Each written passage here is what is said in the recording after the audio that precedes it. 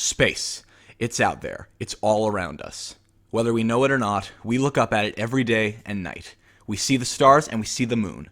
And about 25 years ago, for the first time ever, 5 very smart, very brave, and very cute worms went up to the moon.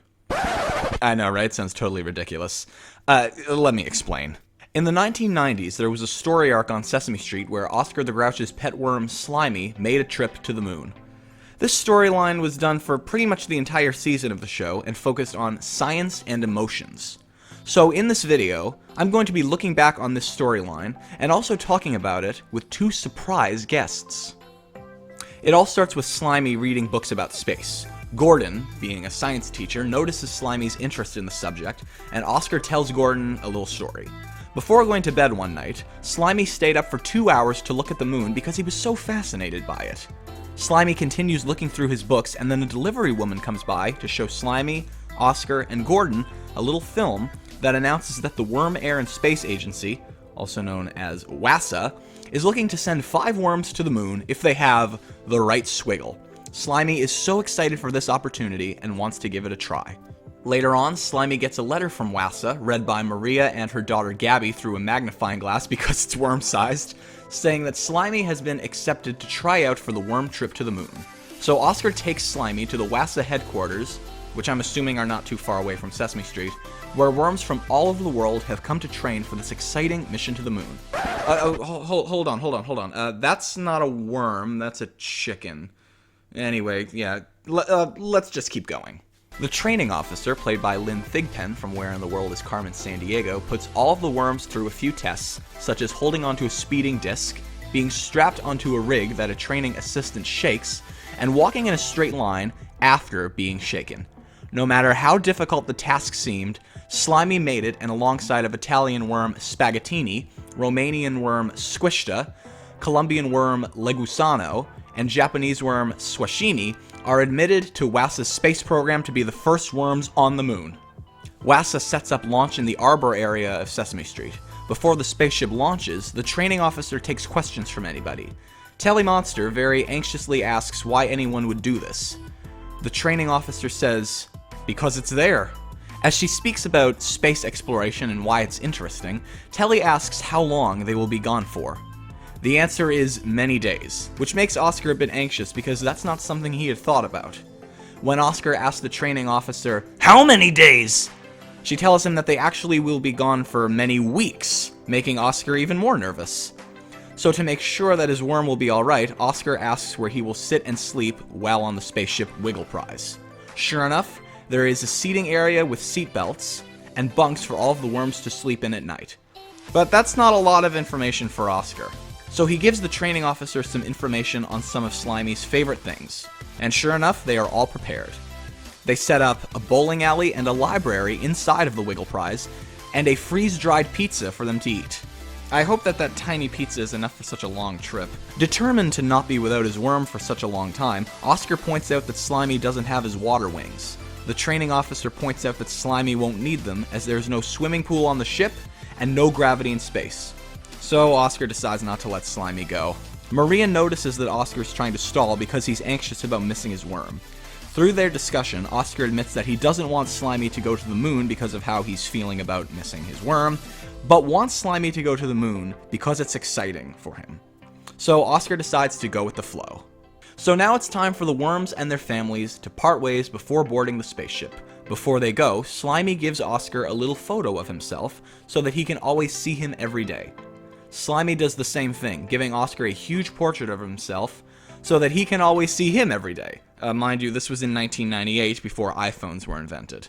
And now the countdown. The training officer calls for their countdown specialist, none other than Count Von Count. "I am very proud to be part of this noble project. In fact, I am very proud to be part of any project that I can count backwards, forwards, sideways." Anyway, you get the idea. So the count counts down from 10 for the spaceship to launch, but nothing happens. Apparently one of the oscillators was not oscillating, but the technicians have fixed it, so the count very excitedly gets ready to count down a second time.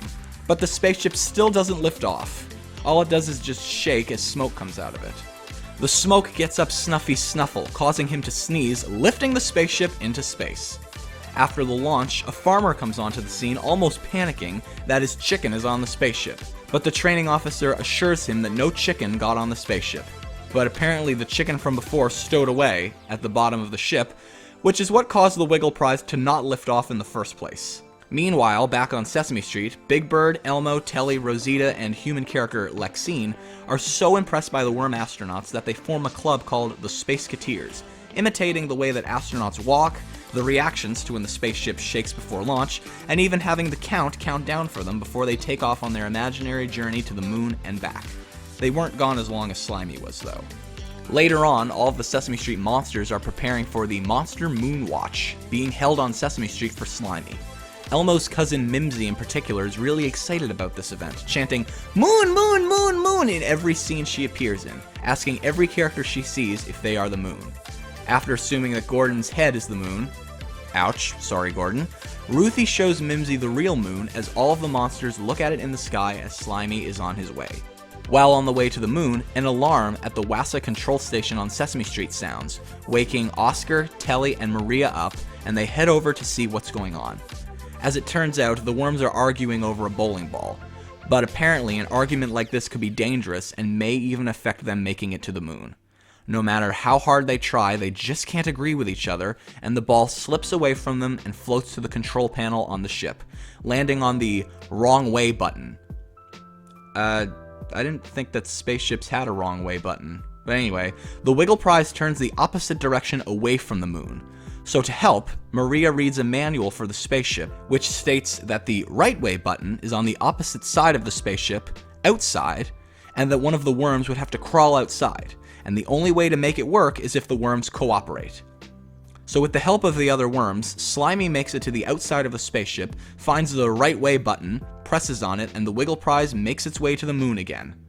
Finally, the big moment arrives. Everyone on Sesame Street gathers around to watch the Wiggle Prize landing on the moon, and reporting on this very special story is Kermit the Frog, in his first appearance on Sesame Street since Jim Henson's passing. And reporting alongside of Kermit is another very special guest, former PBS news anchor Robert McNeil, who reports that worms from all over the world, and even people all over the world, have stopped to watch this historic event. That's when the farmer from before returns, claiming, once again, that his chicken is on the ship. Kermit and Robert refute the claim. Slimey Goes to the Moon was one of those. He went to the moon, and then we had some segments, we had some shows which showed activities in the spaceship on the way to the moon. Then we had a show where he actually lands on the moon and turns around and comes back. And then there were some more shows where they're on their way back. And then the one that I wrote where he actually lands and returns to Earth. So that was one which, took several days to resolve the story, which was really an interesting experiment. Yeah, I think it worked pretty well, actually. So, we tried to be very experimental as much as we could, trying new things. And the attitude was always, let's try it, see if it works. If it works, that's great. If it doesn't, we'll jettison it and not do it again. The Slimey to the Moon one, as I said, was one of my very favorites. It aired before I was born, but I remember watching it as a kid and always just being so fascinated by it. That episode actually featured Robert McNeil, who was a PBS newscaster, who actually went to school here in Halifax. He went to Dalhousie. Really? Were you on set when he was there? I was, and he came in, and it was one of the few shows that Kermit was in. Because we didn't use Kermit very much, because he was also a Muppet. And so McNeil comes in and takes one look at Kermit and says, "Look at that raincoat. That's the most beautiful raincoat I've ever seen. I want one as nice as that." He had to go out and get McNeil a new raincoat so he could be the commentator on this, being in competition with Kermit for beautiful. The costumes on the show were so extraordinary. This raincoat was fully lined, and it's just terrific. Just terrific. But yeah, and of course we had Tony Bennett, who was singing "Slimy to the Moon." Slimy to the moon. He wants to wriggle amongst the stars. Right. Hmm, So, yeah. that That was was cool. Yeah, that was great. Finally, we see some video footage from the moon, revealing that the Wiggle Prize has landed. Everyone cheers with excitement as the door opens and the first of the 5 worms crawl out of the spaceship, which ends up being Slimey. He speaks to the camera, but no one can understand him. But Oscar can, so he translates, "This is one small wiggle for a worm, and one giant wriggle for worm kind." All of the worms are then seen crawling, or should I say floating, around the moon. Everyone talks amongst themselves as the chicken from before bounces around, as shown on screen. But when the farmer tries to get everyone to notice, the chicken no longer is shown on screen. After the worms finish their journey on the moon, they head back into the spaceship for the countdown to liftoff to come back home. And who should appear for that but the Count? And the same problem that happened before happens on the moon. The Wiggle Prize doesn't have enough power to lift off. And this time Snuffy isn't there to help. Oscar starts to panic that Slimey might be stuck on the moon forever, but the smoke from the spaceship makes the chicken sneeze the spaceship off of the moon. Meanwhile, while Slimey's on the way back to the moon, Oscar starts to feel really sad because he misses him. Including on his birthday, where Oscar can't be with him to celebrate, making him even more sad. Believe me, I know the feeling. Maria, Luis, and Zoe notice Oscar feeling sad, and Luis gets an idea. Get the WASA technicians to call Slimey so that Oscar can wish him happy birthday. So the technicians try to get connected to the Wiggle Prize, but almost every time they get it to work, an insert plays. Eventually they do manage to connect with Slimey and sing happy birthday to him, but it cuts out before they can even finish. The many failed attempts to reach Slimey make the technicians so angry that they decide to give up. While this just makes Oscar sad, it makes Snuffy absolutely furious. So much so that he stomps his feet on the ground. But the shaking of the ground caused by Snuffy's reaction manages to get a perfect connection with Slimey, so everyone sings happy birthday to him. Finally, the day comes where the worms return to Earth. Oscar doesn't really want to admit it, but he's happy that Slimey's on the way back, so he joins everyone to await the worms' return. The training officer goes through the entire process of the worms' trip to the moon and explains that the plan is for the worms to travel to Earth in a capsule on top of the Wiggle Prize to land in the ocean. Oscar recalls that Slimey didn't bring his water wings, although, mind you, the training officer told him that he wouldn't need them.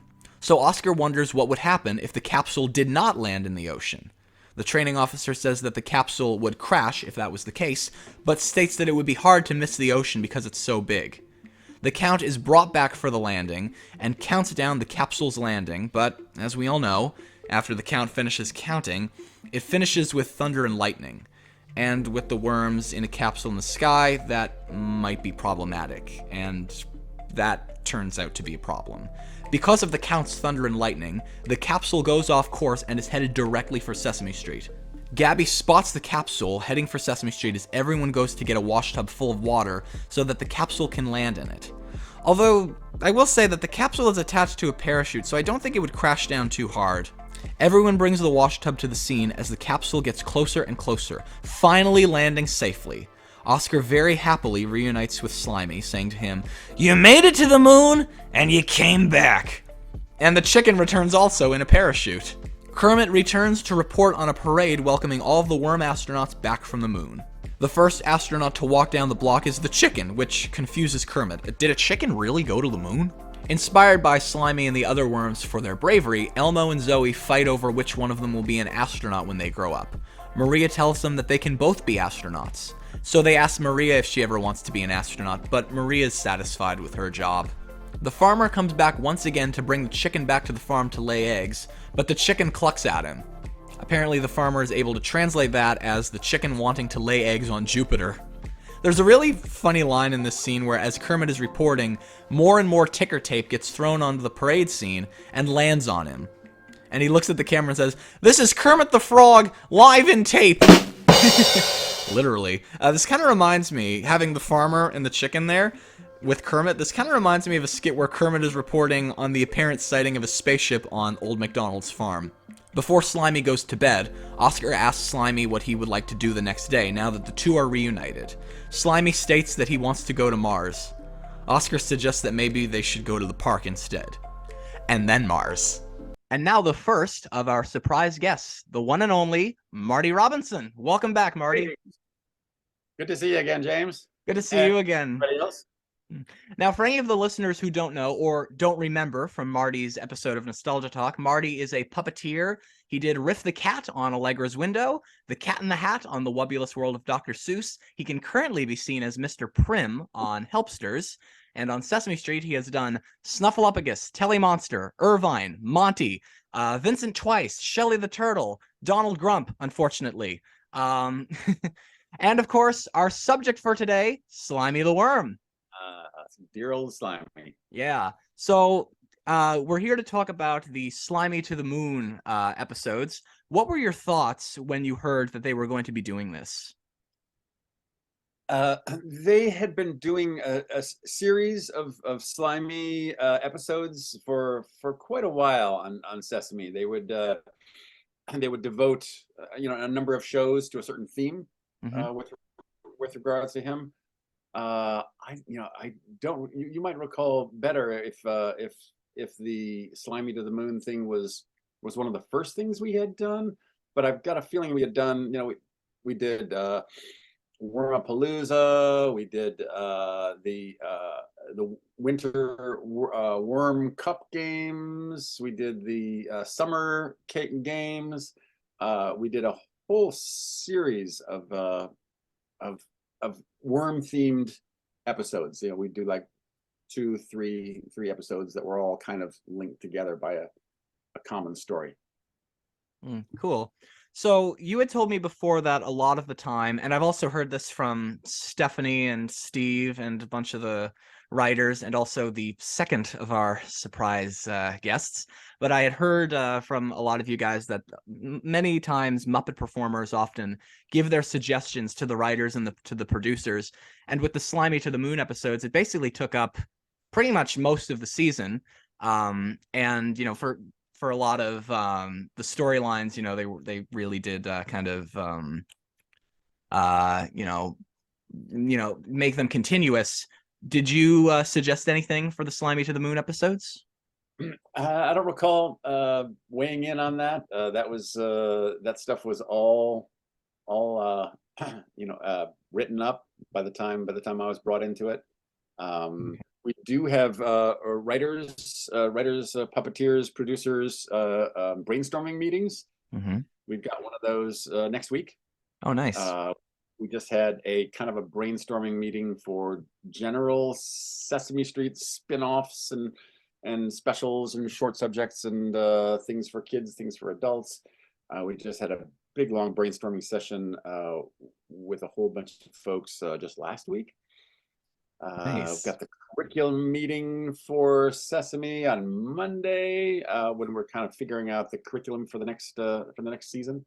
So there is a lot of feedback. A lot of the performers are thankfully considered a valuable asset, and we're brought in to consult, to throw ideas around, to talk about characters, relationships, new directions that characters can go in. That's what the meeting coming up with the puppeteers is going to be about. So some of those things come to fruition and get developed into an ongoing project sometime in the future, and some of them just don't do anything. That's the extent that the puppeteers are involved generally in the writing. So but then you've got like Stephanie DeBruzzo, who's also a writer, who's also a very fine writer. She's written episodes of Helpsters and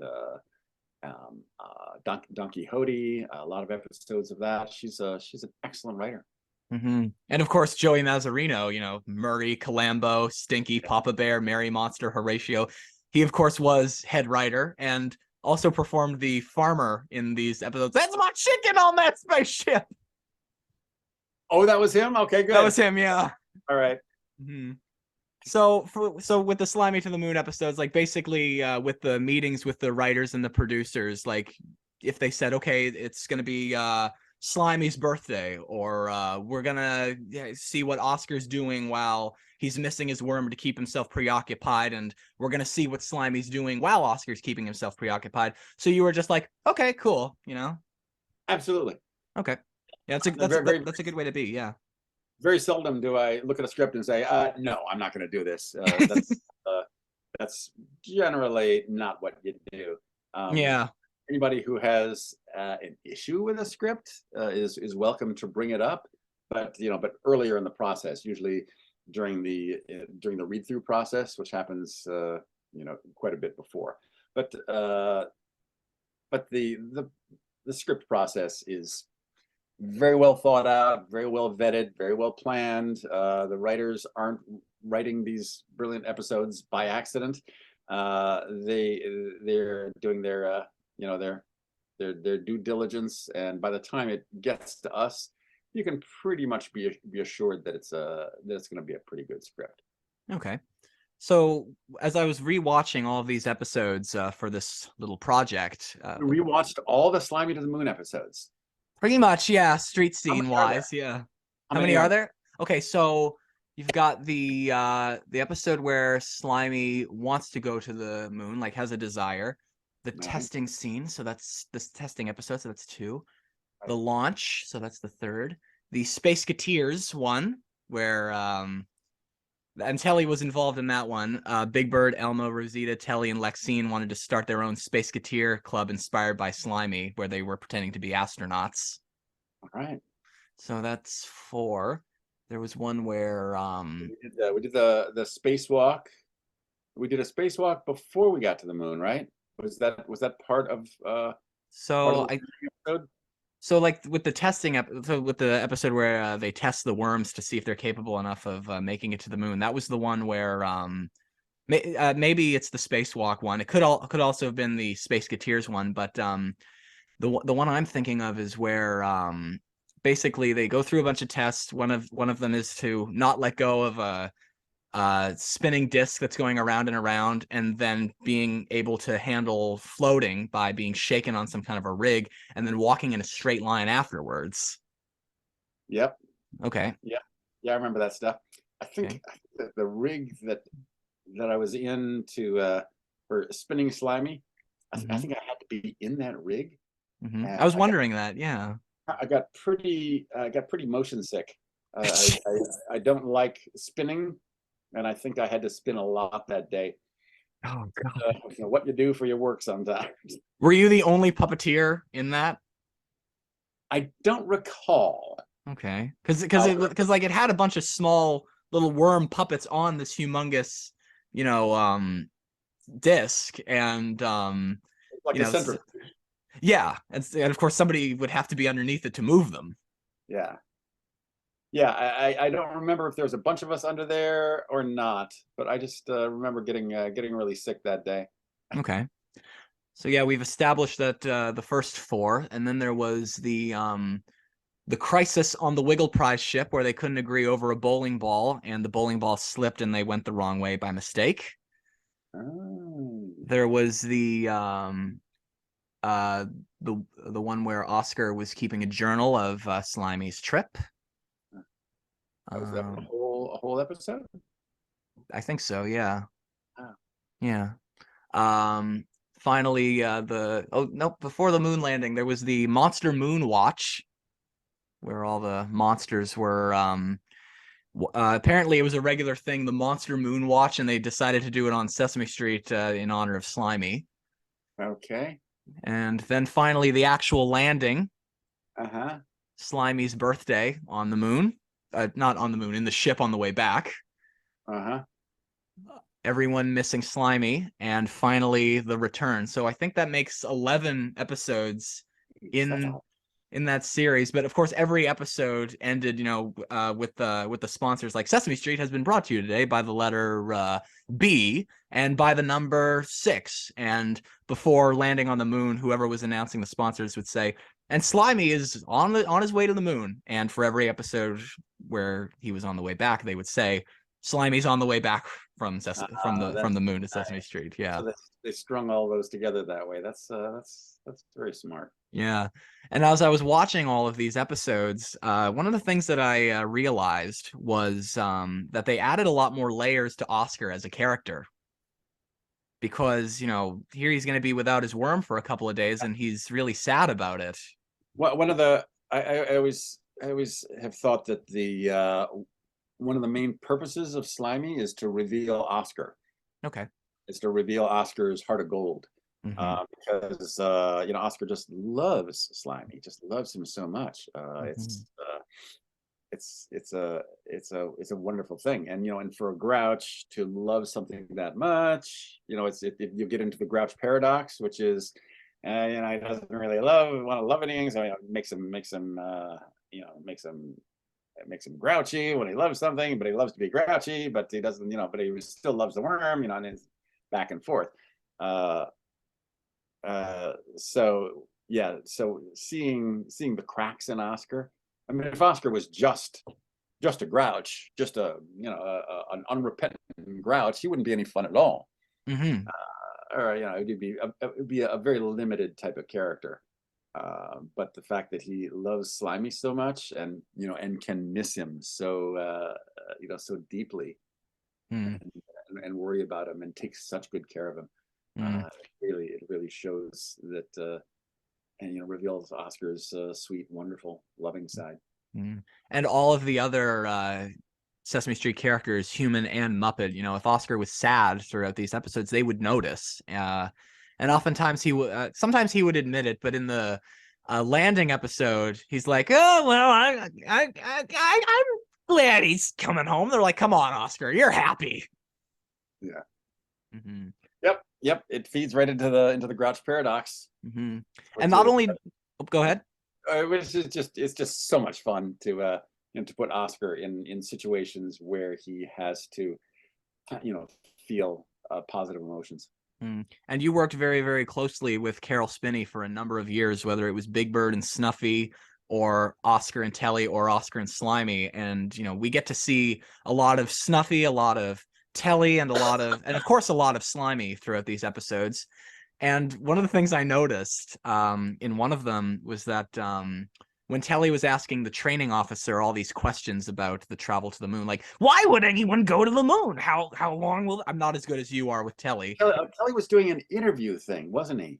Is that what he was doing? Not in those episodes. Like I know what you're referring to, the monster on the spot ones, yeah. But in these ones, the training officer said, "Does anybody have any questions?" And Telly was like, "Oh, hold on. I have a couple of questions." So he asked, "How long are the worms going to be gone?" And the training officer says, "Many, many days." And that's when Oscar starts to realize, "Oh crap! I did not put that into perspective that Slimey would be gone all this time." So he says, how many days? And Telly's like, "Well, it looks like you've got all the questions now." Oscar's like, all right. Just tell me how many days." Training officer says, "Well, more like weeks, many, many weeks." And as they keep asking questions, Telly's like, "When are they leaving?" "Soon." Oscar and Telly, both in a panic, yelled, "How soon?" I think that was one of the few times that I ever saw Telly and Oscar agree on anything. They were both anxious about this. That's nice. It's nice, reliving it through you're telling it. Mm-hmm. Well, do you remember Snuffy's major involvement in the launch? Did he blow something with his snuffle? Did he? The smoke from the bottom of the ship, because with the chicken at the bottom of the ship, the ship wasn't taking off, and so all the smoke, because the jet exhaust was getting up Snuffy's snuffle, and he sneezed it, and the sneeze was enough power to lift the Wiggle Prize up into the moon. Good, that's good. I'd forgotten that. I figured it was something kind of like that. So the training officer was played by Lynn Thigpen, who was on the PBS show Where in the World is Carmen Sandiego, and also was in Bear in the Big Blue House. What was it like to have her there? I hadn't recalled that Lynn was there. Okay. I remember I met her at the Emmys one year. I wonder if that was before or after she'd been on Sesame. I don't recall. But I remember us hanging out at the Emmys one year, when we were both nominated, and we were both really nervous. I always, she was great to work with, of course. But my only personal time that I remember with her was hanging out at the Emmys. Okay. So for the little bits of these episodes that were filmed like inside of the spaceship, because like when the ship was taking off, you could actually see the worms kind of wiggling around in the cabin. And of course, a lot of the time you could see the worms just sitting in their seats, mostly while the ship was in launch position. Was that done like on a separate set? Like was the inside of the spaceship like a separate set for you guys? Now you're asking me one of those questions about how we did it. How many years ago was it? You probably know how many years ago, right? It was like close to 25 years, yeah. Many years ago. Many years ago. Maybe weeks, months, maybe many years. Remembering the details of the episodes, remembering how we shot it, I would have no recollection. If I saw the tape, or if I saw a shot, I might be able to kind of reverse engineer how something. Let me see if I can get a picture up. Let's see. But I'm guessing that we probably had a little, a cutaway interior. Mm-hmm. If I was designing it, it would be a cutaway interior of the inside of the spaceship, of course, bigger. Right. We'd cheat on the scale of it because the whole thing was only. And then we try to use the posable worms as little as possible. They just don't move a bit. And okay, yeah, that makes sense. Yeah, like photo puppets. Yeah. I mean, they'll Okay. have a thermometer in them, and you can put them in their little their little crash couch. Mm-hmm. So here's a photo. Okay, yeah, that's just a little curved interior set that they've got set up. 1, 2, 3, 4 worms, 5 worms. There were 5 worms. Yep. Slimey, Spaghettini from Italy, Squishta from Romania. What was it? Squashimi from Japan, and Legusano from Colombia. That's good. That's Mm-hmm. good. Yeah. So a truly international crew.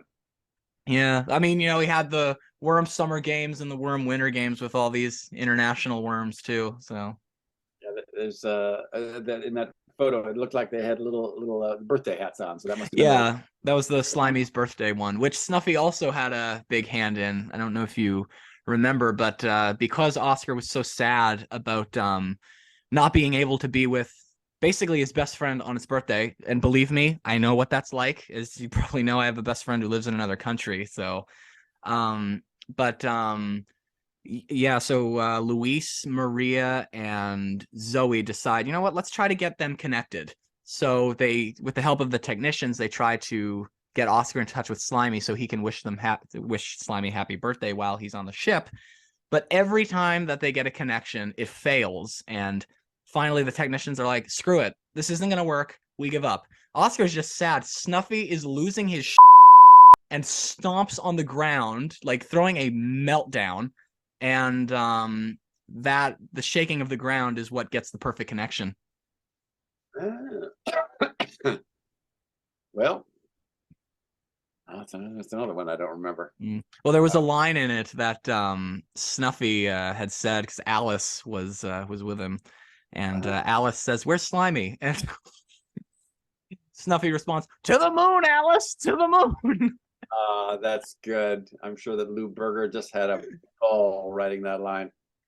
I can imagine. Yeah.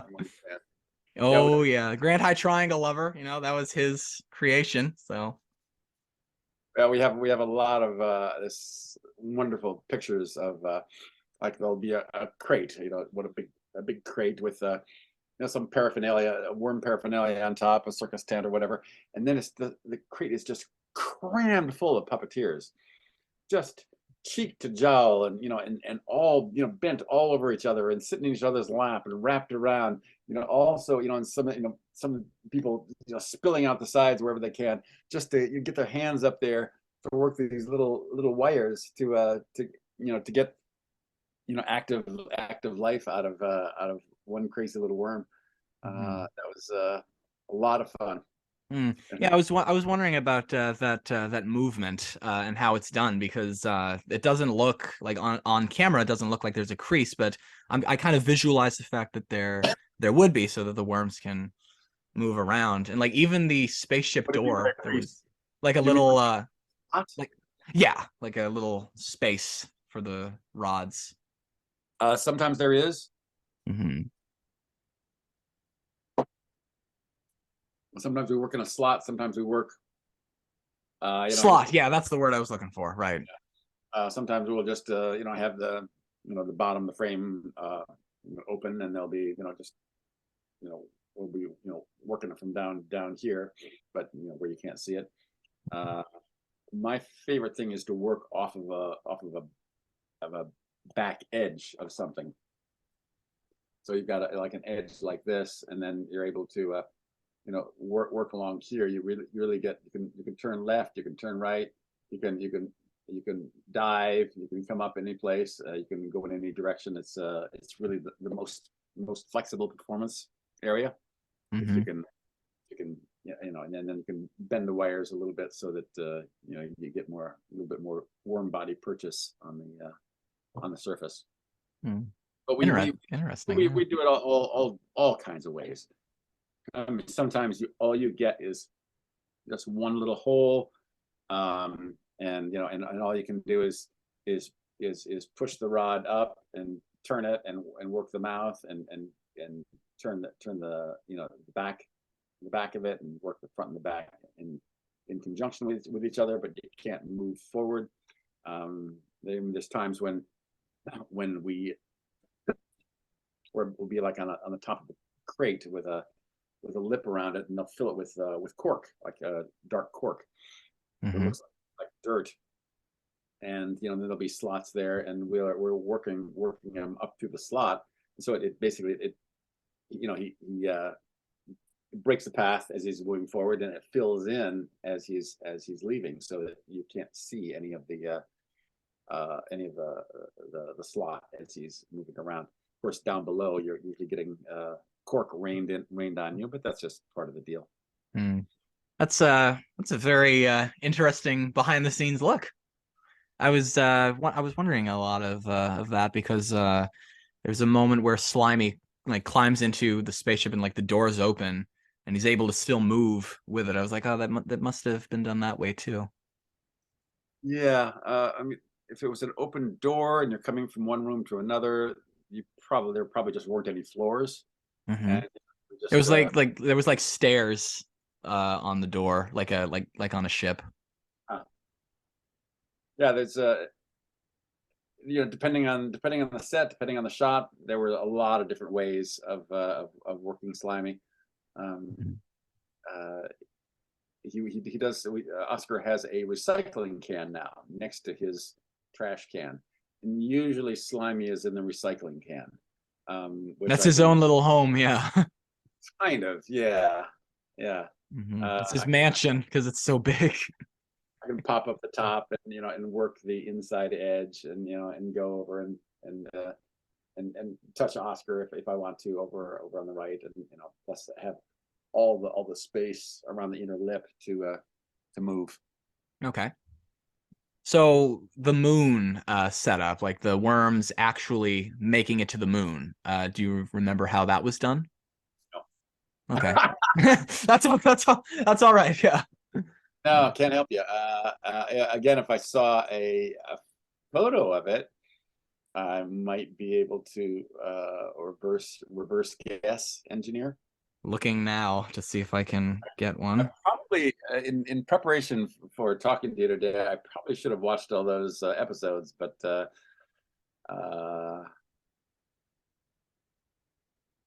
yeah, a little higher. But oh, look at that.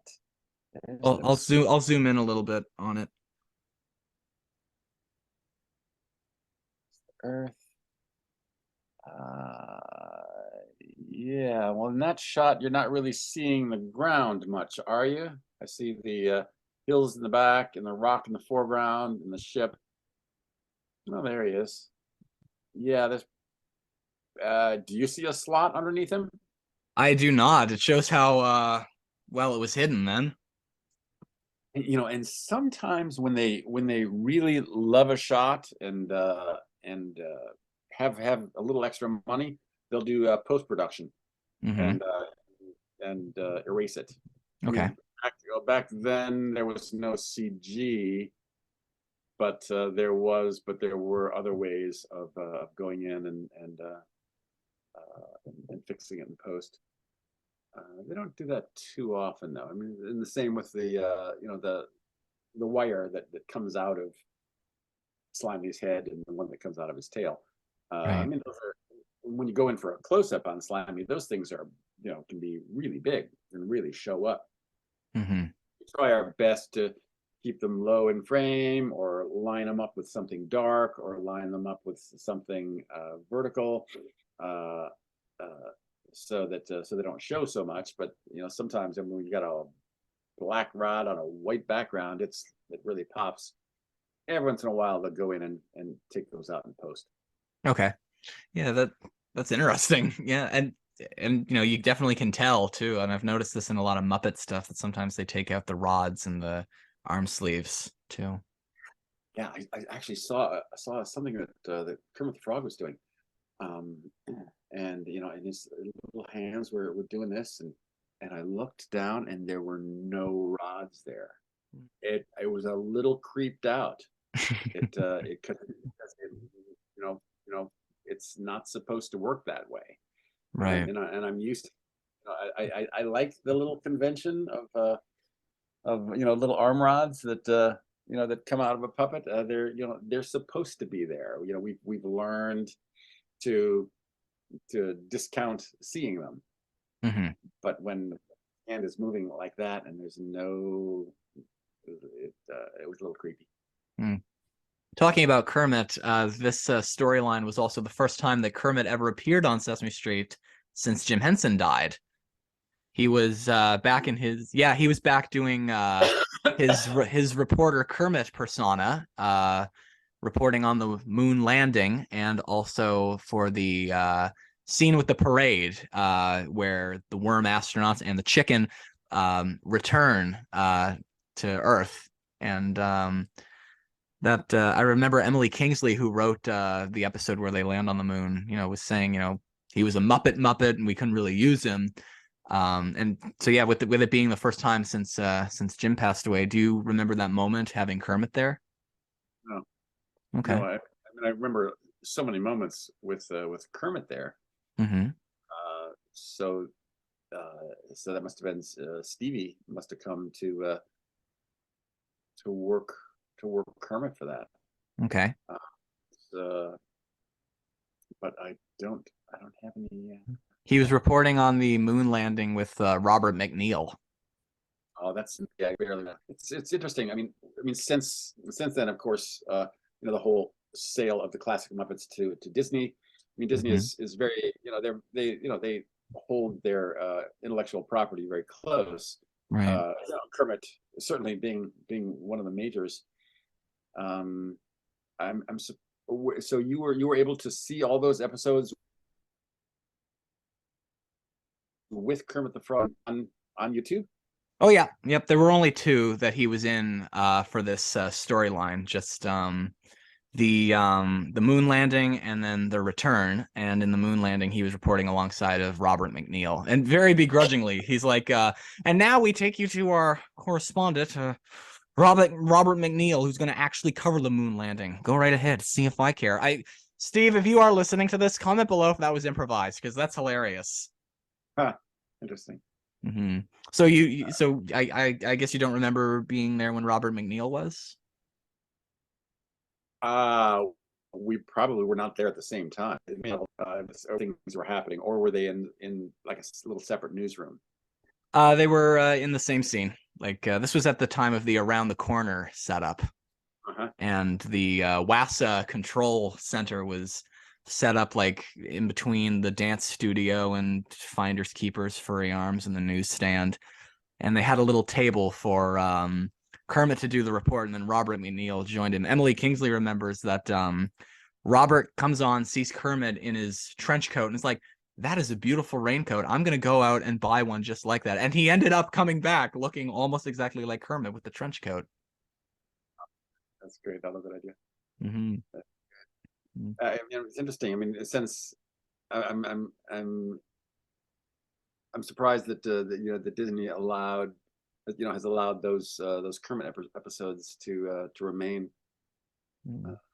I think this was before Disney bought the Muppets. Right. What we were told at Sesame was that when that happened, that all the episodes that contained Kermit from before that would have to be pulled from the rotation. Oh, geez, I didn't know that. Wow. That's what we heard back then. If it never actually happened, that's great, because he was a great part of the show for all those. Yeah, we just had him on the 50th anniversary special, singing with Elvis Costello. Yeah. Yes. Yes. That was a special dispensation from Disney to allow that. That was really, really very kind of them. That was the first time that I ever saw Matt Vogel doing Kermit. Yeah, he does it pretty well. You think? Yeah. Yeah, I had heard from Lewis Henry Mitchell, and I think Kerman Osbar had said this too, that and Tyler Bunch as well, that Cheryl Henson was there when Kermit was there for the 50th anniversary special. I actually spotted Cheryl in the background of the parade scene of the episode where Kermit was reporting on the Worm's return. Oh, really? Yeah. That's nice. So maybe not entirely related to the Slimey to the Moon episodes, but somewhat is a little bit. In the Monster Moon Watch episode, the one where all of the monsters, Telly was there, and Harry, my favorite, Elmo, and Zoe Rosita, and Elmo's cousin Mimsy. Mimsy was Stephanie's character, who was absolutely obsessed with the moon. She always would come into scene with every character that she would see. She'd be like, moon, moon, moon, asking if it was the moon. And after assuming that Gordon's bald head is the moon, Roscoe, if you're listening, sorry. But after that, Ruthie says, no, that's the actual moon. And that was done on the rooftop of 123 Sesame Street, which is a setup that we see quite a lot some of the time. Yeah, I love that setup. It was okay. such a pretty set. Okay. Is that like separate from the actual 123 set, or is it actually on top of it? It's totally separate. Okay. The top of 123 goes almost to the lighting grid. So there's no room up there for anything else. But so every time we do, when we did the marriage scene of Maria and Luis, that was all a set that was on the floor. But I recall the art direction for those scenes were just beautiful, with the vistas off in the back, and in the small buildings, forcing this first perspective. When Tony Bennett and sang "Slimey to the Moon." I was just about to ask about that one. Yeah. Was on that set, on the that my recollection is that it was on the 123 rooftop set, looking off and looking up. It was really, really pretty. Were you there when Tony Bennett was there? Yep. Did you get to know him at all? Nope. Okay. Nope. Yeah,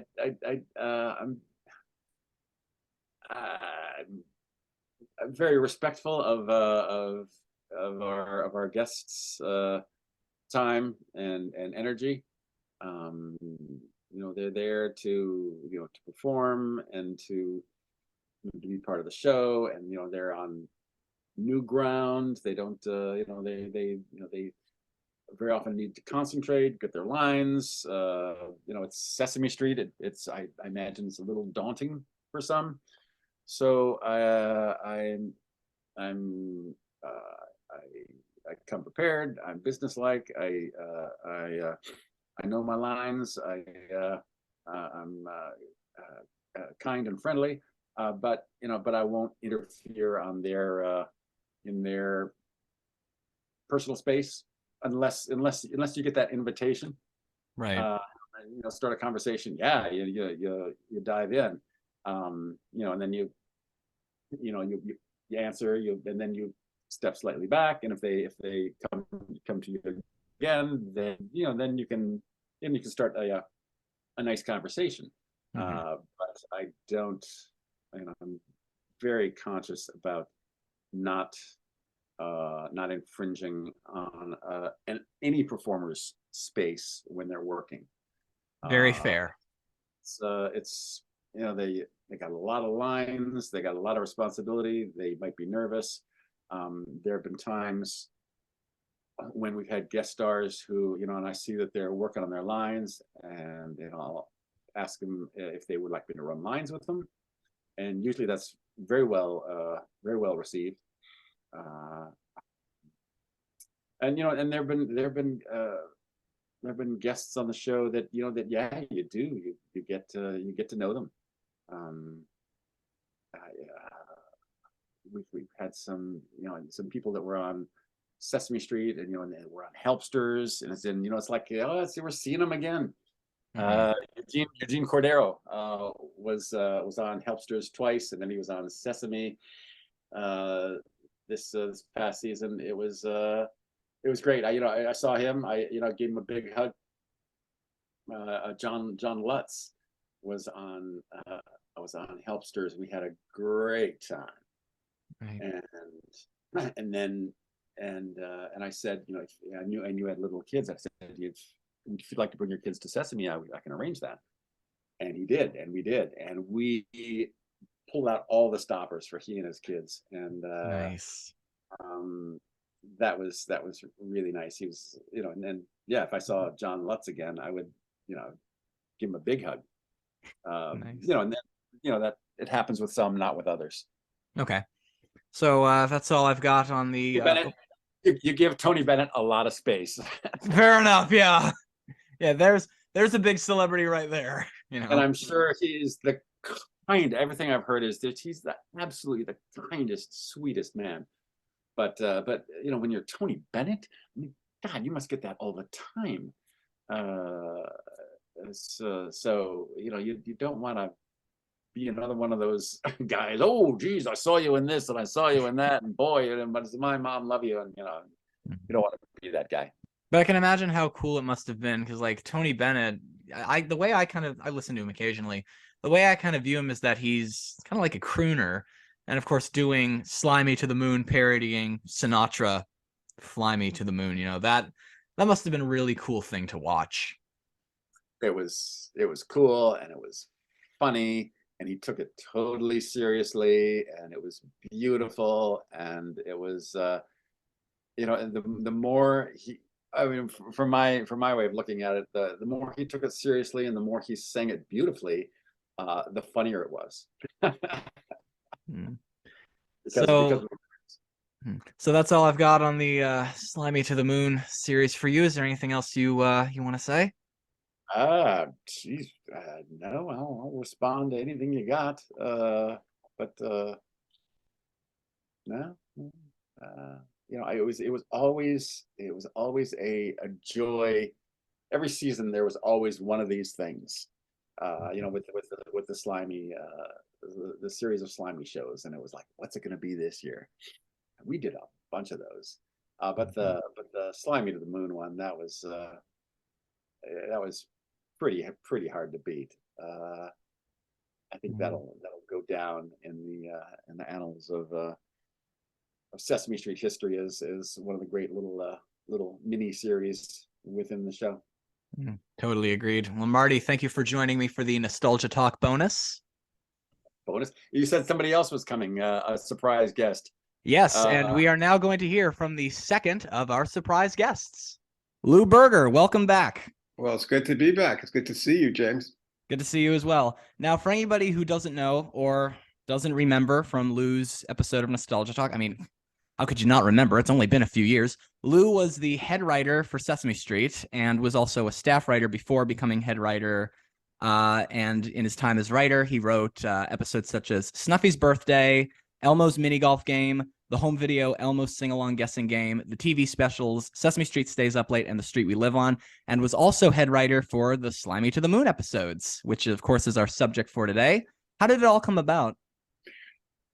Sending a little worm to the moon, it's a huge, huge undertaking. It came about because we decided for that particular season to concentrate on science.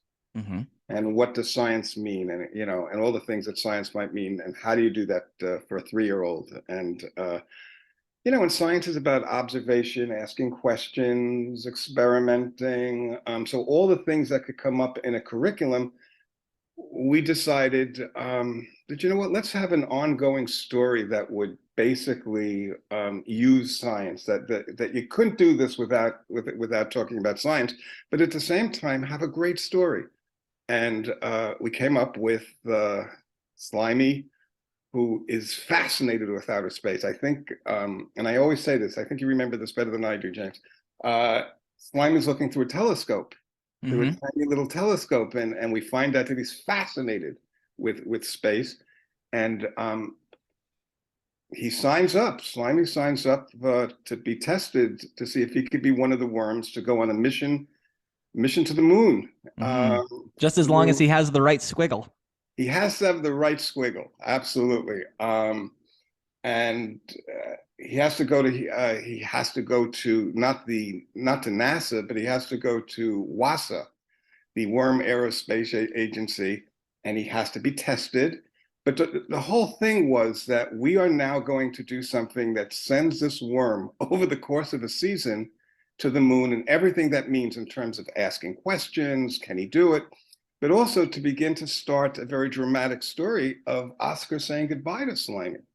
Oscar is not thrilled with the idea of being separated from his little friend. And this is probably the most emotional story that Oscar over the years had to experience. Whereas Slimey's,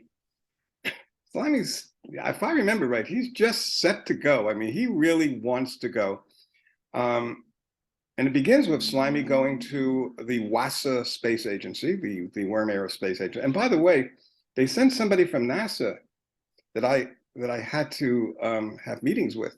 This woman, I don't remember her name, and just so that we get certain questions right, like how do you talk about space? How do you talk about, you know? But one of the things I was interested in is what kind of tests should I come up with to see if Slimey has the right wiggle or squiggle or whatever. So I came up with a series of tests, and the first one was, and Oscar goes with Slimey to WASA because he's watching all the tests. And the first test was that I think it was 40 worms. You start off with 40 worms and you put them on a lazy Susan, and then you spin it around, and some of the worms are going to fly off and stick to the wall. And because you have to have stickability. If you're a worm flying in space, you got to be able to stick to things because there's no gravity. And Slimey's one of the finalists. I mean, Slimey, and he goes through a whole series of tests. There's another one where, like on a little swing on a rope, he swings around, and then you have to walk in a straight line, if I remember. Slimey's really good. So it winds up with how many worms? Is it 5 or 6? I think there were 6. 5. There was Slimey from America, Spaghettini from Italy, yep, Legusano from Colombia, Squishta from Romania, and Squashimi from Japan. Well, you should get some sort of a prize for that. But so it's an international group of worm astronauts who are going to go out into outer space. And I found the shows where we did the testing was quite wonderful and very funny. Now, I don't remember the actress who played the woman who puts them through the test, but she's Lynn terrific. Thigpen. Thank you, Lynn Thigpen. She was just great. And she did it, as you remember, she did it in a very, very serious, and yet because of her seriousness, the comedy of putting these worms seriously through these tests really shines through. And I thought it was very successful. So Mhm. yeah, so we start off with these meetings where we talked about science and what does science mean. You ask questions, you observe, you learn about cooperation and problem solving. There's this idea that it's an international group, that it's respecting other cultures. It's not just 5 American worms, it's 5 international worms who have to cooperate, live together in a spaceship, get to the moon, do a series of tasks, and then come home again. So it really doesn't involve anything that Sesame Street does in the curriculum, which does include problem solving, cooperation, asking questions is a large thing. It all just wonderfully is covered by having Slimey go to the moon. And then at the other hand, the emotional story of Oscar having to say goodbye to his to go through separation anxiety. You know, sending a kid off to kindergarten for the first day, and the kid going to kindergarten for the first day, and trying to explain to them it's going to be okay, that we will come back together at the end of this. And for the first time, you actually see Oscar very vulnerable. Yeah, it's the first time I've ever seen Oscar cry. Yeah, he's really, really vulnerable, and they exchange photographs, which I found very touching. And Judy Freudberg wrote this wonderful moment where, in order that Oscar gives Slimy a photograph of himself, so that Slimy will remember him as if Slimy wouldn't remember him, and Slimy gives Oscar a tiny little photograph of himself that Oscar could keep. And then, you know, of course, this was before iPhones were invented. You know, you could just look through. iPhones. This is before iPhones. But it's, you know, it's a tangible, palpable photograph. And then the wonderful, I mean, and the production values in these shows I thought were terrific. From the very beginning, we had talks about, we really want this to look, I mean, I wanted it to look as if, I said, if you're shooting a film about going into space, it really should have that sense of drama. And how do we shoot the rocket ship floating through, soaring through space over the course of a season? So I remember the first show where it's all done. The production values are really kind of exciting. The show where Slimy takes off and Oscar says goodbye, and then the equally powerful when Slimy comes home.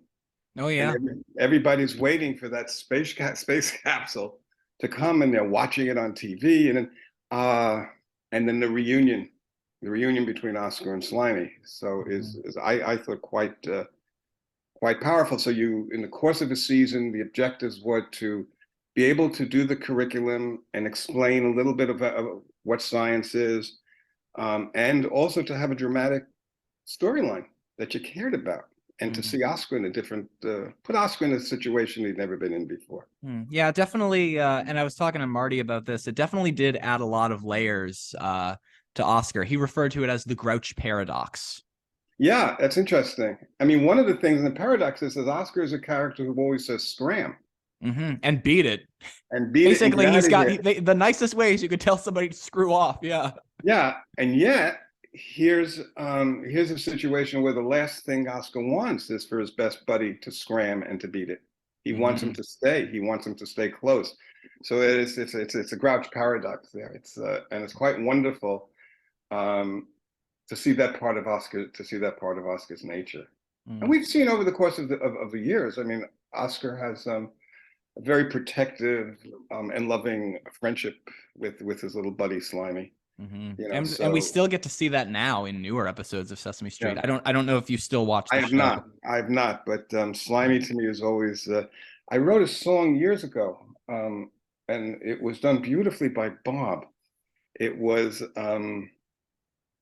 Slimy's little sister. What's Slimy's little sister name? Sloppy. Sloppy is learning to crawl. And she's having trouble, and Bob sings a song. Oscar says, "Sing this song to her because it'll help her." They sing this song at every Grouch wedding or something, and it's a takeoff on feelings, and it's Bob singing "Crawling." One day you'll be crawling, one day you'll be hauling wagons through the. Well, and it's and Bob sings it very, very beautifully, and it's wonderful. And Slimey at the end of the song begins to crawl, but it's crawling. Da da da da da da. Looks like they had the right squiggle. You had the right squiggle. You gotta have the right squiggle. You gotta have the right squiggle. Marty also remembers being in the spinning thing for the test, and he said that he got a little bit of motion sickness that day. I bet. I mean, they took it very seriously. I mean, I was very proud when the woman from NASA said to me, you know, we don't. I'm paraphrasing. This is years ago, but she said something like, you know, we don't really test worms.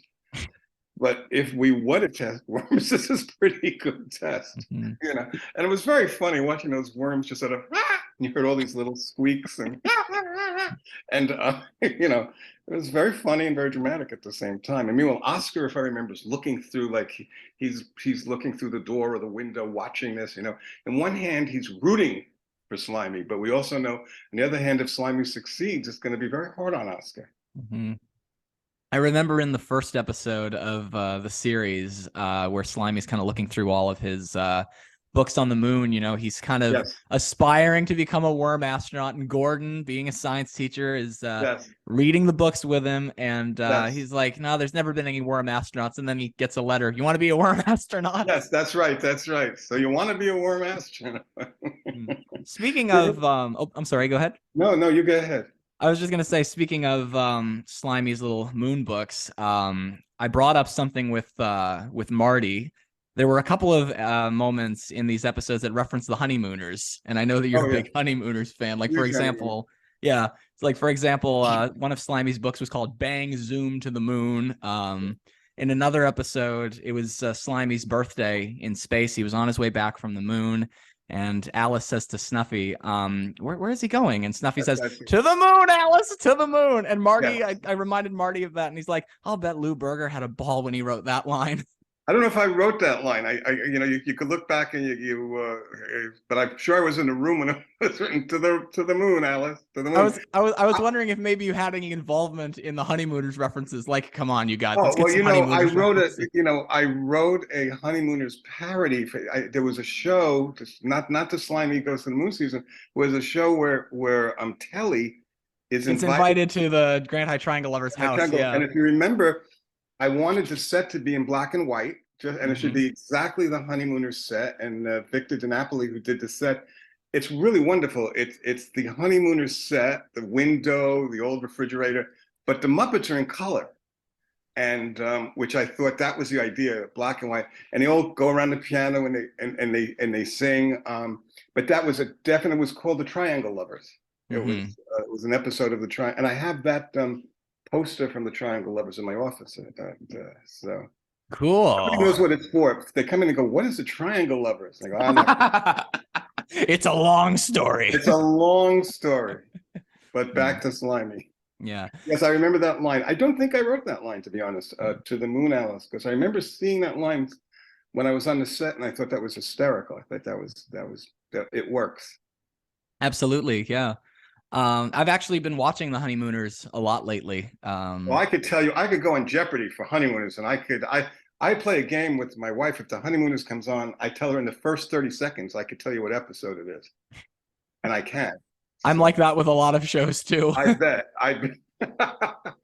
Well, listen, I think you know Sesame Street better than I do. If we had to take a test, if we had to take like a 3-hour test, I think you'd score, you know, the SAT, the Sesame Street Achievement Test. I think you do very well. I'd probably pass, but you know, I think you'd soar. I mean, you're giving me some good ideas for Nostalgia Talk Live trivia one of these days. Maybe Sesame Street Achievement Test, the SAT. Yeah. So with having Lynn Thigpen on Sesame Street, like what was that like? You said that she was very nice. Oh, she was terrific. She had a wonderful sense of humor. She got the tone of it. She didn't camp it up. I loved her, and she's a wonderful actress. I loved the seriousness in which she took the test and how she explained everything. There was no, she never played it as if it was funny or cute.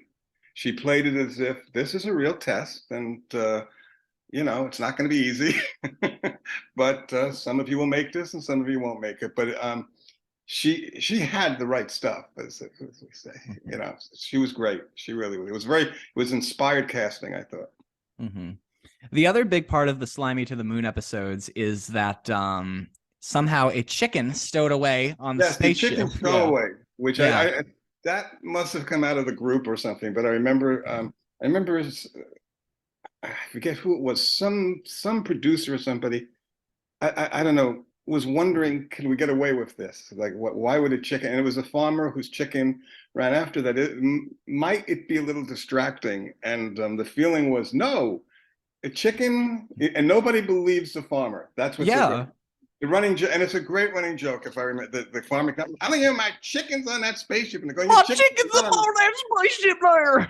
That's right. And then there's always that final shot of the little window in the spaceship and the chicken going, rah! And you know, the chicken at the last show does come out of the spaceship, and I don't think anybody notices it except the farmer. Am I remembering that right?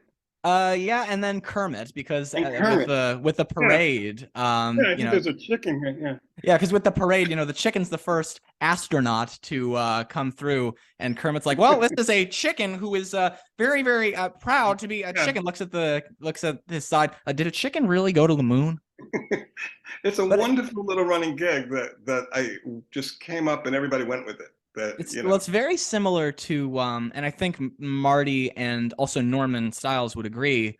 It's very similar to Big Bird and Snuffy, when everyone's like, "It's just your imaginary friend." Yes, but this at least has no psychological, you know, it doesn't have, it works on a very silly and wonderful level because the farmer does get the chicken back. Mm-hmm. Chicken is obviously having the time of its life going to space, and it's the first chicken in space, you know? Mm-hmm. And you probably might remember that the chicken being at the bottom of the ship is kind of what stalled it launching in the first place. Yes. Yes. And again, that brings you to the, you know, through all of these shows to maintain the humor and still have fun with the curriculum. One of the examples that I love was that, and I remember this was, I wonder if Marty remembered this, is that we were trying to figure out what's an experiment that the worms can do in space that would be part of curriculum and also part of when you're in space, there's no gravity. And so the idea was that it would be interesting to see if you can form the letters of the alphabet. Could the worms form the letters of could 5 worms form different letters of the alphabet while in the spaceship? This was a question. Can we do this? And it was one of the things that they were going to show. And then you would see in the spaceship, the worms floating through the air and then getting together, and like 3 of the worms would form the letter A.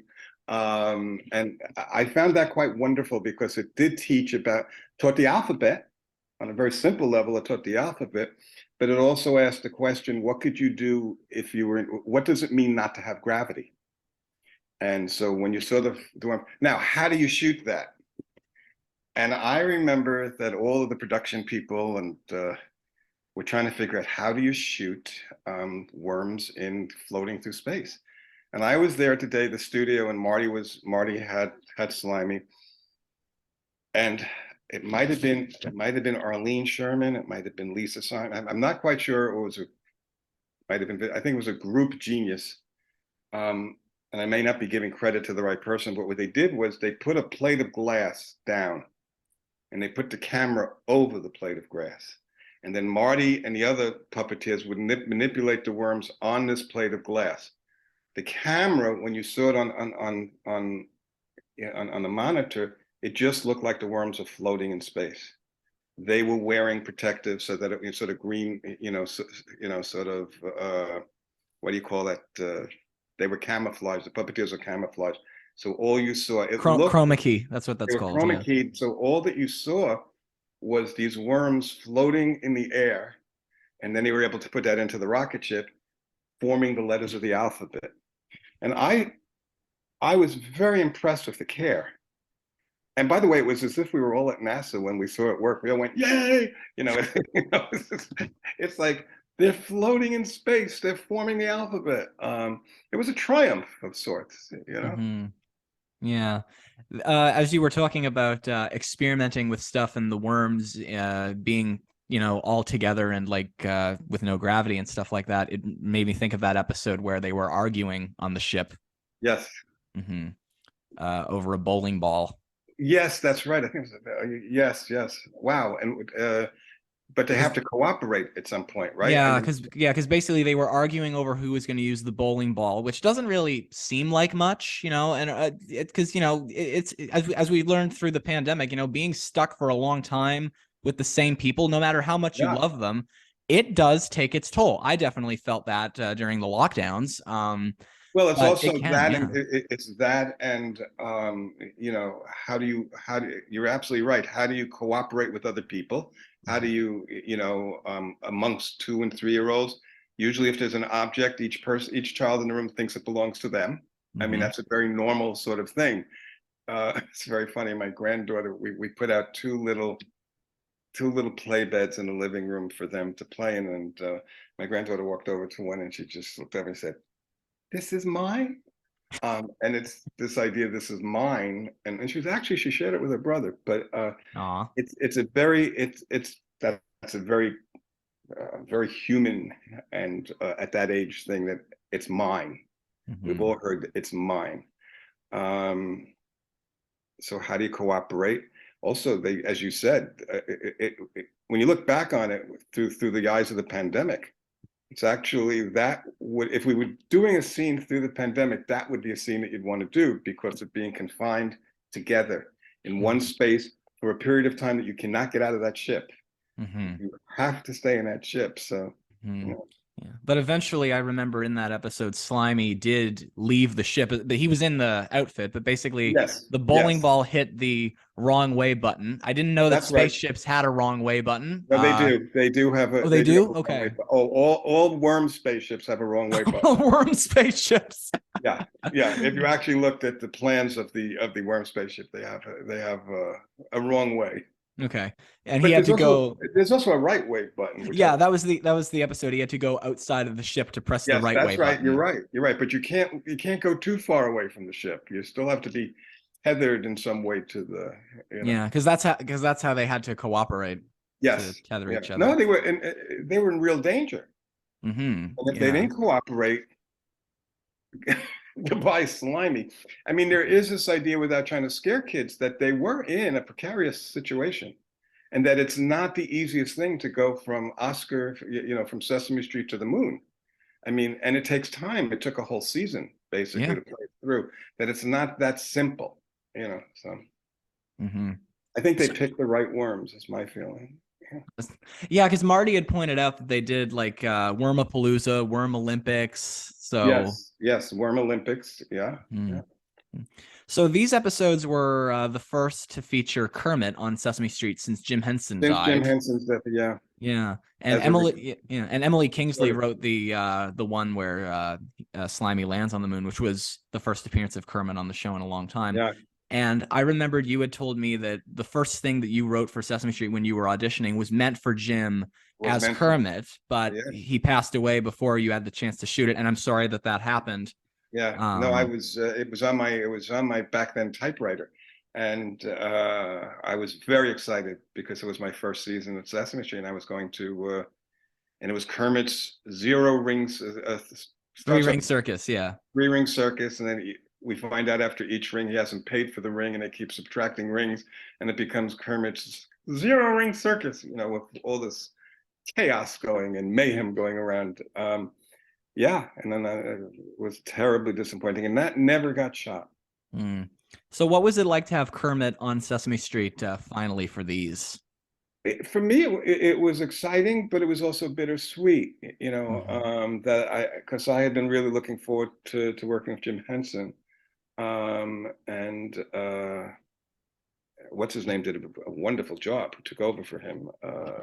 The puppeteer, or the puppeteer, Steve Whitmire. Steve was a very puppeteer. Yeah. And I thought I thought they were smart to wait, and I thought they were smart to get the right guy to do it. But But for me, it was bittersweet because I had imagined when I first started with the show that, wow, it's going to be so much fun to work with Jim Henson. You know, I was lucky enough over the years to work with, you know, Frank Oz and Jerry Nelson and the great Marty Robinson. I mean, to work with some great Muppeteers. But obviously, it would have been a thrill to work with, you know, with Jim on this script that was ready and that he wanted to do. Mm-hmm. You know, so. And in that episode where he was reporting on the moon landing, he was doing it alongside of Robert McNeil. Robert McNeil from the McNeil-Lehrer Report, Yeah. yes. Who actually went to Dalhousie University here in Halifax. Oh, really? I did not know that, but I will tell you that Robert McNeil, I remember speaking, he was having a very good time. Mm-hmm. You know, and again, he played it seriously. I mean, one of the great things is they weren't camping it up. They weren't, you know, they weren't playing comedy. What makes it so funny and warm is they were playing it seriously. Because I remember his very voice, you know, you know. Yeah, I do remember Kermit was kind of like, oh yeah, you know, save you for the moon landing. I'm not needed right. here. yeah, me, I'm where. That's right. Yeah, what am I? Mm-hmm. Am I chopped liver here? Yeah. Well, Emily Kingsley remembers that when Robert McNeil came to the set for that episode, he sees Kermit in his trench coat and decides that he wants to wear the exact same trench coat. That's very funny. Mm-hmm. Yeah, I mean, it was a wonderful writing staff. I mean, I applaud the Muppeteers and I applaud the writers. It was a very exciting year. That actually was a very exciting year. I was always very proud of how much attention went into it in terms of production. You know, and the writers had a ball. I mean, we really had fun sitting around and talking about chicken in the spaceship. And you know, I remember talking with Judy, who wrote the Separation show, and how seriously she took it, and that this is a real emotional thing going on here, and you have to play it with the same sort of. I mean, you're actually playing Oscar, having a tender moment. You know, having it as Oscar has it, but it's still a very tender moment, saying goodbye. Yeah, it's like, and you know, like with Oscar celebrating Slimey's birthday on while he's on Sesame Street and Slimey's in space. That, you know, I definitely know how that feels, having a best friend living in another country. So yes, you can relate. Yeah, so like when Sean's in town, her and I, like, we just have the time of our life. It's like the friendship between Oscar and Slimey. And when Sean goes back overseas, you know, I'm the same way that Oscar that must is. That must be very, very hard. Yeah. Hey, Sean, if you're listening. Well, one of the things is that by having this journey, this separation, puts everything that's happening. You can do all the curriculum, and you can really have great fun of, you know, I have a list here of problem solving, cooperation, asking questions, observation, all the vocabulary of going into space. But at the same time, through it all is this drama of separation, which by sending his best little buddy to the moon, the whole season resonates emotionally. So you get both. You really do get the curriculum, and you get the value and sometimes the uneasiness of caring about somebody. So yeah, it definitely added a lot of like question asking in its own curriculum, like for not just the SpaceX, like, because I feel like the episodes, and as you were saying, space exploration to get people interested in it and be more observant, and also emotions to be more observant for Oscar's case. That's a very good point. Yeah. I mean, and we see Oscar in a way that we don't expect to see him. And that's also interesting because we tend to take people for granted. And we tend to take, you know, oh, I know what he's like. He's a grouch. He's always grouchy. Well, no, he's a feeling, sentient being who happens to be a grouch, but he has things that he cares passionately about, and Slimey is one of them. Because in the episode where Slimey comes home, like I think it was Gabby, Maria's daughter. Gabby was saying, "You must be really excited," and Oscar's like, "Well, you know, I'm happy he's coming home." Everyone's like, "Oh, come on, you're excited, even if you don't want to admit it." Yeah, Well, you'll get it when he's alone with Slimey. You always know that there's a huge friendship there. And over the course of all of Sesame Street with Oscar and Slimey, Oscar's always very protective of Slimey. Oh yeah.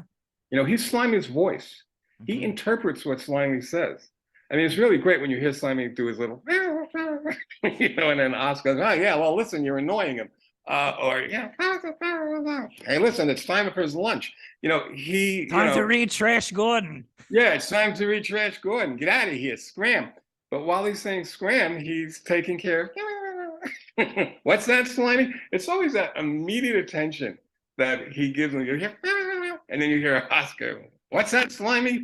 Like there is this little being in the world that he cares incredible about. And by the way, if you watch parents with their little children, if that little child cries or tries to say something, the whole world then is put aside because so and so wants something and needs me.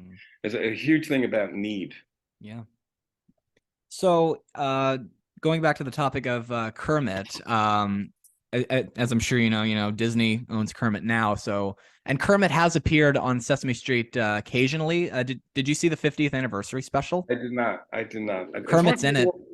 Yeah. How was it? I got really emotional watching it because I mean, now that Sesame Street's a half hour long, there's only so much that you can do with Sesame Street for what the parents were used to in a half an hour. This one was an hour long, and it brought back a lot of the classic Muppets. Like there was Don Music, Roosevelt Franklin. Don Music. For years you couldn't use Don Music. Right, yeah. Because of the head banging, yeah. That's what Marty had told me once.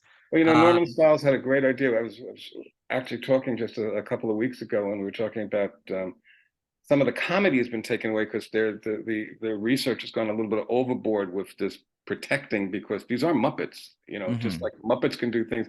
So Norman said, well, all they should do is have a pillow, and every time Don Music gets upset, he puts a pillow on the piano and then bangs his head. Well, they're using Don Music occasionally on the show now, so that would work. Yeah, so he said that, and it's actually very funny that he knows he's going to get angry, so he's got the pillow there, knowing eventually he's going to bang his head. He's got the pillow ready to bang his head. Is actually a funny idea. But yeah, they brought Kermit back for it, and Matt Vogel is doing Kermit now, and they had him sing "Being Green" with Elvis Costello, and that must have been very touching. Yeah, and I heard from a couple of Muppet people who actually watched it on the set that Cheryl Henson was there.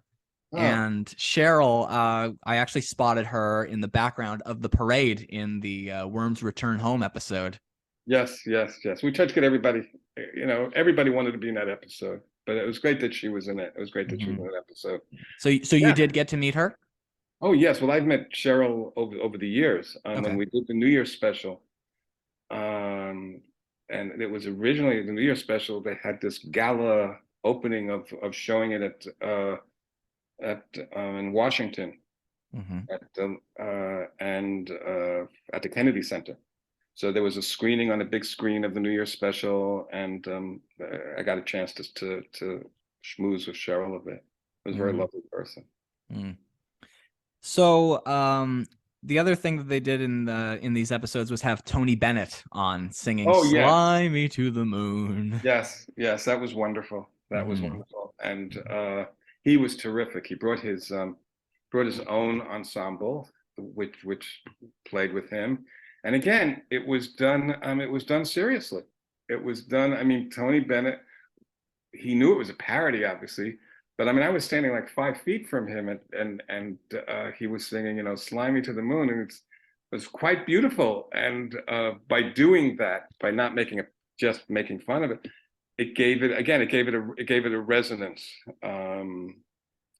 Slimy to the Moon instead of Fly Me to the Moon. I think that was Chris Surf.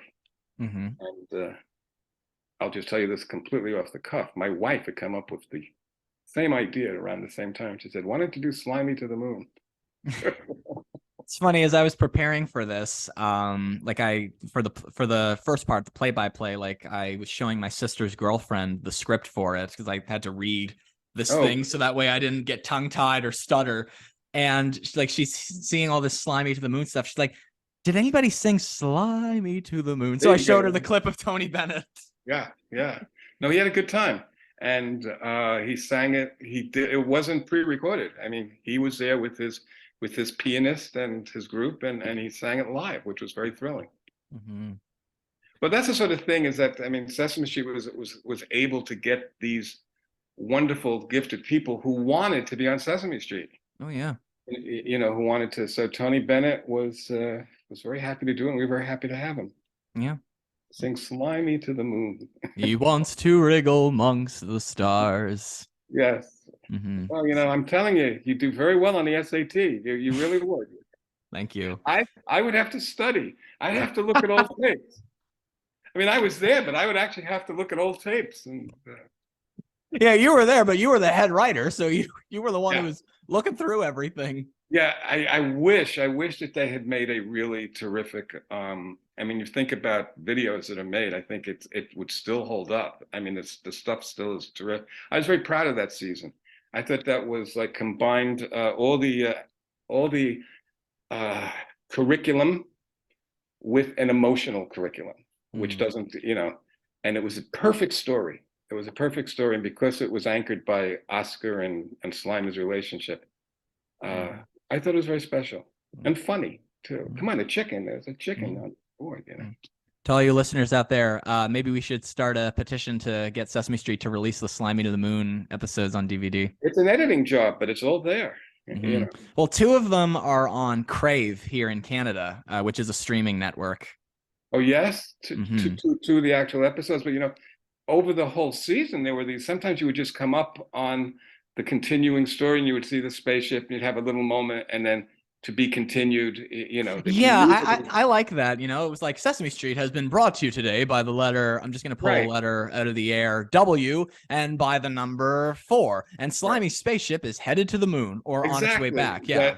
That it was just a little coda at the end that allowed you to remember that story, and that the worms were still out there, and Oscar's still waiting, as were we all. Well, not really Slimey to the Moon related, but sort of. But I remember an episode where Cookie Monster, for some reason, believed that the moon was a cookie. Because, of course, there was that song, If Moon Was Cookie. Yes. And he managed to get Oscar and Slimey to contact WASA to come to Sesame Street to launch him to the moon, but he was too big to fit on the ship. That's very funny. Now, that must be more recent. That was, I think that, I remember it from when I was like 7. I was 7 in 2006, so okay, yeah, so that was, well, yeah, because that was the one that Buzz Aldrin was in. I don't know if you were there when he was. I was there. You know, you're absolutely right. I think I was so excited to meet Buzz Aldrin that I got to shake hands with Buzz Aldrin, and I never got to shake hands with somebody who'd been on the moon before. And he was very nice. He was very, very sweet, and hung around and answered questions, and it was thrilling to shake hands with a hand that had been on the moon, you know. Well, that's all I've got on the Slimey to the Moon subject. Well, there you go. Is there anything else you want to say to wrap up? No, let me look at my notes here. No, I think. So are those your actual like curriculum notes for the season? No, these are things that I just penned down before talking with you that I wanted to make sure that if you brought up, and you brought up everything, that WASA, parent-child separation anxiety, exchange of photos, chicken stowaway. I was hoping you wouldn't forget the chicken stowaway. Worm letters with no gravity. No, you were very thorough. Well, I hope it was helpful. Well, to all you listeners out there, if you guys remember the Slimey to the Moon episodes, hope you enjoyed this little retrospective. I want to thank Marty Robinson and, of course, Lou Berger for coming back for the Nostalgia Talk bonus. Well, thank you. It's always a pleasure talking to somebody who actually knows the show. And you would be on my trivia team, let me tell you. Really. And to all you listeners out there, I will see you next time. Peace.